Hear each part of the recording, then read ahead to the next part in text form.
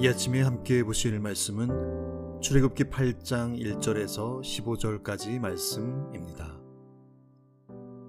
여호와께서 모세에게 이르시되 너는 바로에게 가서 그에게 이르기를 여호와의 말씀에 내 백성을 보내라.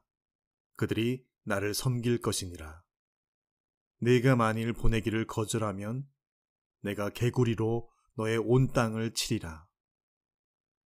개구리가 나일강에서 무수히 생기고 올라와서 내 궁과 내 침실과 내 침상 위와 내 신하의 집과 내 백성과 내 화덕과 내 떡 반죽 그릇에 들어갈 것이며 개구리가 너와 내 백성과 내 모든 신하에게 기어오르리라 하셨다 하라.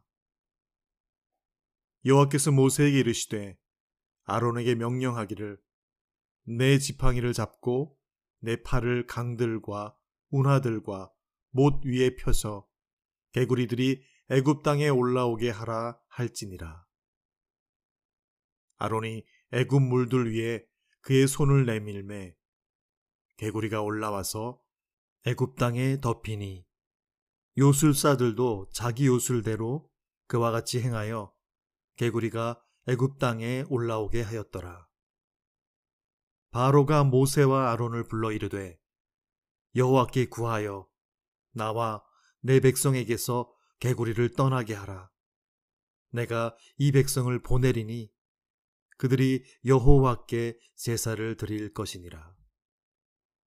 모세가 바로에게 이르되 내가 왕과 왕의 신하와 왕의 백성을 위하여 이 개구리를 왕과 왕궁에서 끊어 나일강에만 있도록 언제 강구하는 것이 좋을는지 내게 분부하소서.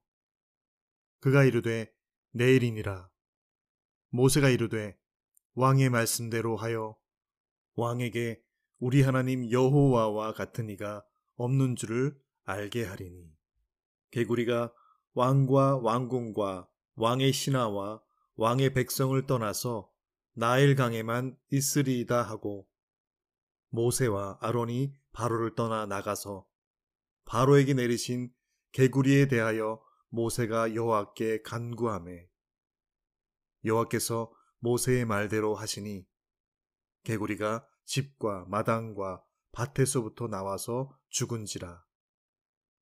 사람들이 모아 무더기로 쌓으니 땅에서 악취가 나더라. 그러나 바로가 숨을 쉴 수 있게 됨을 보았을 때에 그의 마음을 완강하게 하여 그들의 말을 듣지 아니하였으니 여호와께서 말씀하신 것과 같더라. 아멘. 복잡한 도시를 벗어나서 도시 외곽이나 조금 떨어진 전원 지역에서 듣는 풀벌레 소리와 개구리 우는 소리는 실로 시골의 정취를 물씬 느끼게 하는 그런 정다운 소리가 아닐 수 없습니다. 개구리들의 합창이라고 표현할 정도로 논밭에서 번갈아 울어대는 소리는 그래서 시골의 낭만을 더하는 멜로디라 해도 과언이 아닐 것입니다. 그런데 수십 마리, 아니 수백 마리, 수천 수만 마리 헤아릴 수 없는 이 개구리떼가 물에서 올라와서 침실과 침상 위, 책상과 부엌과 온 생활터전에 가득히 뛰어다니며 울어댄다면 그것은 더 이상 낭만이나 정취는커녕 지옥과도 같은 그런 상황일 것입니다. 바로는 기어이 모세를 통해 두 번째로 주신 하나님의 명령을 거절함으로 하나님의 치심을 당하고 맙니다. 나일강을 피로 물들였던 재앙이 이제는 나일강에서 애굽 온 땅의 강들과 운하들과 연못 위로부터 기어 올라온 헤아릴 수 없는 이 개구리 떼들로 지금 바로의 궁과 침실과 침상위와 그의 신하의 집, 백성과 화덕과 떡반죽 그릇에 가득히 들어가는 경악할 일로 벌어진 것이지요. 그런데 왜 많고 많은 것들 중에 이 개구리를 무트로 올라오게 하여 온 애굽 땅을 덮게 하였을까요? 당시 애굽 사람들은 이 나일강의 수호신 크눔의 안에 헤케트 여신을 섬겨오고 있었는데요. 이 헤케트의 얼굴이 아주 왕성한 번식력으로 알을 많이 낳는 개구리 형상을 하고 있었다고 합니다. 이 여신이 바로 다산과 풍요의 여신으로 숭배되고 있었다고 하지요. 그들에게 재물의 넘침과 많은 자녀들을 약속하며 숭배되는 여신으로 상징하는 이 개구리. 일반적으로 한창 번식 시즌에 나일강에서 만나는 개구리였다면 보통 애굽인들에게도 행운의 상징이고 축복의 징표들로 여겨졌을 것입니다. 저가 10여 년 현장으로 섬기던 인도에는 3억 3천만 개의 아이돌, 즉 힌두 우상들이 힌두교라는 종교 산하의 다른 신들로 숭배되고 있습니다. 원숭이를 숭배하는 이들도 있고 심지어 쥐들과 뱀을 숭배하는 이들도 있습니다. 그들에게는 그런 동물들이나 파충류가 더 이상 징그럽고 꺼려지는 생물들이 아니라 그들에게 복을 주는 그런 존재로 경배되지요. 인도의 각 도시 거리 곳곳에는 수많은 들개들이 돌아다니고 있습니다. 그들이 병을 옮기기도 하고 사람들에게 상해를 입히기도 하면서 그 수가 늘어나니 정부 당국에서도 골칫거리로 골머리를 앓고 있기도 합니다. 심지어 한국에서 개를 잘 먹으니 한국으로 잡아 수출하자는 이야기도 나왔다고 하지요. 나일 강변과 물가에 서식하는 이 개구리들은 애굽인들의 풍요와 숭배의 대상으로 이쁘고 보기 좋았을 것입니다. 그런데 오늘 하나님께서 모세와 아론을 통해서 이 개구리의 수를 불려서 물에서 나와 무트로 기어오르게 하셔서 온 애굽 사람들의 생활터전 곳곳을 뒤덮게 된 이상 개구리 그리고 그 개구리 형상을 한 그 여신은 더 이상 다산과 풍요의 신이 아니라 저주와 혐오와 징그럽고 꺼려지는 존재로 밀쳐지게 되었을 것입니다. 다시 한번 온 애굽은 난리와 혼란의 아수라장으로 변하였습니다. 이번에도 애굽의 요술사들도 이를 따라서 흉내내죠. 그런데 이것은 설상가상이지요. 개구리 떼에 더 개구리 떼를 더한 꼴이 되는 것이죠. 수를 더하긴 하였지만 수를 줄이고 이 개구리 재앙을 끝내지는 못하였습니다. 그런 이유에서일까요? 이번에는 바로의 태도가 좀 다릅니다. 다급히 모세와 아론을 불러드립니다. 그리고 이렇게 말합니다. 여호와께 구하여 라고 합니다. 나와 내 백성에게서 개구리를 떠나게 하라. 내가 이 백성, 즉 이스라엘 백성을 보내리니 그들이 여호와께 제사를 드릴 것이니라 라고 합니다. 바로는 모세가 언제 그리할 것인가에 대한 물음에 다급하게 내일 당장 그리하도록 해달라고 합니다. 바로도 그리고 모세도 지금 다급합니다. 하나님께서 행하신 이 개구리 재앙으로 인해서 바로와 모세는 서로 다른 이유에서 그러나 동일하게 심장이 두근거리면서 어찌할 바를 몰랐을 것입니다. 이미 짐작한 대로 바로는 지금 이러다가는 모두가 다 죽을 것 같으니 이제는 모세와 아론이 말한 여호와라는 신의 말을 들어야 할 것이라고 그렇게 다급함에 그리하였던 것이죠. 반면에 모세는 이제 바로에게 무엇인가 변화가 있구나. 이제는 하나님께서 약속하신 대로 이스라엘 백성들을 데리고 애굽을 벗어날 수 있겠구나라는 그런 흥분된 마음들로 다급함에 바로에게 질문하고 내일 이 일을 하나님께 아뢰을 생각으로 정말 흥분되어 있었을 것을 짐작해 합니다. 모세의 마음은 지금 한결같습니다.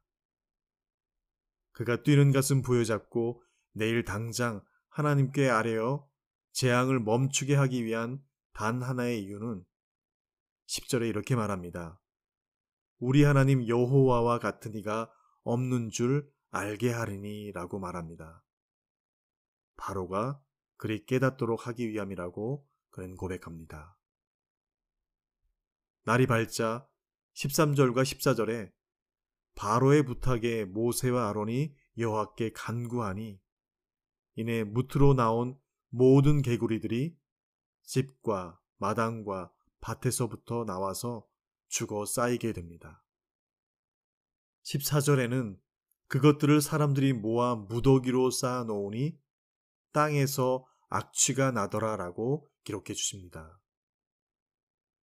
자신들이 다산과 풍요로 섬기고 숭배하던 이 개구리 형상의 여신은 아마 그 이후 보기만 해도 이 징글거리고 소름 돋는 개구리 떼와 죽어 산더미같이 쌓인 개구리 죽은 썩은 냄새들로 그들 삶 가운데 잊혀지지 않는 트라우마가 되었을 것이 분명합니다. 허락하신 일반과 상식의 자연의 현상 속에서 애굽인들이 마음대로 가져다 하나님 자리를 대신한 그들의 삶에 창조 원리와 질서와 균형이 깨어지면 그것이 얼마나 큰 재앙이고 저주인지, 그리고 지금도 이를 섭리로 다스리시며 운행하시는 분이 누구인지를 깨닫지 못한다면 그것은 더 큰 화가 된다는 사실을 바로는 이제 조금 깨닫고 있었을까요? 15절에는 이렇게 그의 심사를 밝힙니다. 바로가 숨을 쉴 수 있게 됨을 보았을 때에 그의 마음을 완강하게 하여 듣지 아니하였으니 라고 합니다. 하나님께서 바로의 숨통을 꽉 틀어막듯이 이 재앙 가운데 두셨는데 이제 숨을 쉴 수 있게 되니 그는 금세 다시 본색을 드러내고 마네요. 다급함에 문제를 당장 해결해야 하니 뭐라도 해야 하니 바로는 모세와 아론이 그렇게 듣길 원하던 대답을 그냥 휙 던져준 것이지요. 그리고는 뒤돌아서서는 언제 그랬냐는 듯이 그렇게 돌변해버린 바로. 정말 화가 나고 그래서 절대 용서할 수 없을 것만 같은 그런 마음으로 주먹을 쥐어들고 지켜보지 않을 수 없을 것 같습니다. 용서하십시오. 우리는 자주 이렇게 기도하죠. 주님, 눈앞에 닥친 지금 이 문제만 해결해 주시면 제가 제 전 삶을 들여 주님 위해서 살겠습니다.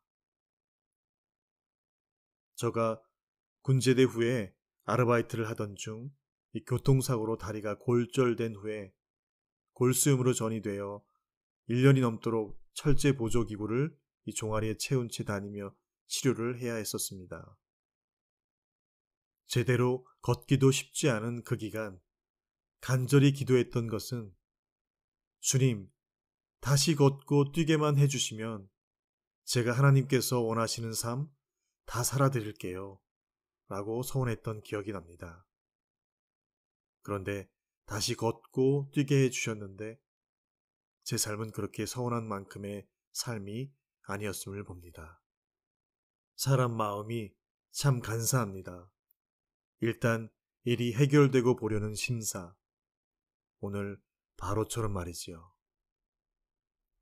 온 나라와 백성뿐만 아니라 자신이 거하는 궁과 침실과 침상과 먹는 음식들, 그릇들 곳곳을 뒤덮은 개구리 떼에 더 이상은 안 되겠다라고 하나님의 원하시는 대로 다 행하겠다라고 하였던 바로는 상황이 종료되자 다시 원래의 자리로 완강하게 돌아가고 맙니다. 바로에게 화를 내보지만 가만히 보면 그의 모습이 바로 나 자신의 모습인 것을 보게 됩니다.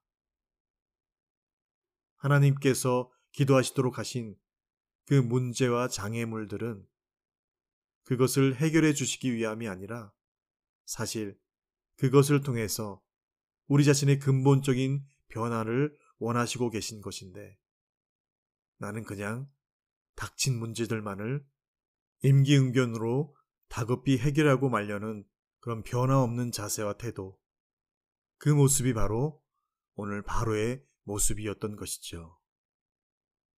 하나님, 내 기도를 들어주시옵소서라고 간구하기 전에 하나님, 저의 이 고질적인 부분을 근본적으로 변화시켜 주시고 깎으시고 빚어 주소서라는 기도가 정말 주님께서 원하시는 기도라는 것을 오늘 바로를 통해서 함께 묵상케 하십니다. 오늘도 말씀을 붙들고 기도할 때 걸음마 같은 단순히 기도의 응답만을 구하는 자가 아니라 기도하게 하시는 주의 말씀과 음성에 먼저 반응하고 순복하는 참 기도자 되어 성숙되고 진실된 참 RM의 자리에 나아가 간구하고 중보하고 도구하는 그런 능력의 기도 무릎들이 다 되시는 이 아침 되시길 간절히 축원드립니다. 함께 기도하시겠습니다. 야베스가 이스라엘 하나님께 아뢰어 가로되 원컨대 주께서 내게 복의 복을 더하사 나의 지경을 넓히시고 주의 손으로 나를 도우사 나로 환난을 벗어나 근심이 없게 하옵소서 하였더니 하나님이 그 구하는 것을 허락하셨더라. 주님, 다시 한번 야베스가 구하던 기도를 들고 주님 얼굴 앞에 섭니다. 나 자신과 우리 아내와 남편과 자녀들과 가정, 우리 일터와 우리 공동체를 주님 손에 올려드리며 그 복을 구하며 나아갑니다. 야베스가 구하는 복을 우리에게 허락해 주시도록 이 아침에도 진실로 간절히 간구하여 올립니다. 그러나 주님, 먼저는 우리 자신이 그렇게 기도하기에 합당한 자로 서게 하여 주시옵소서.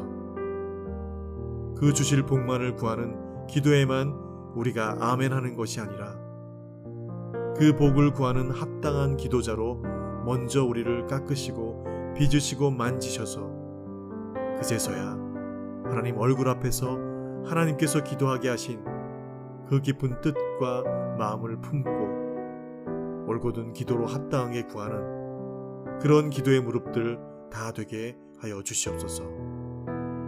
축복만을 구하는 만사 형통만을 구하는 근심도 없고 환난도 없게 해달라고 기도하는 자보다는 어떠한 형편에서도 자족함을 배웠다고 고백하였던 사도 바울의 참 기도자의 자세로 구할 줄 아는 그런 진솔한 RM들이 가장 먼저 가장 많이 내 기도의 골방에 가득히 피어오르는 기도 향기 되게 하여 주시옵소서. 예수님의 이름으로 기도합니다. 아멘.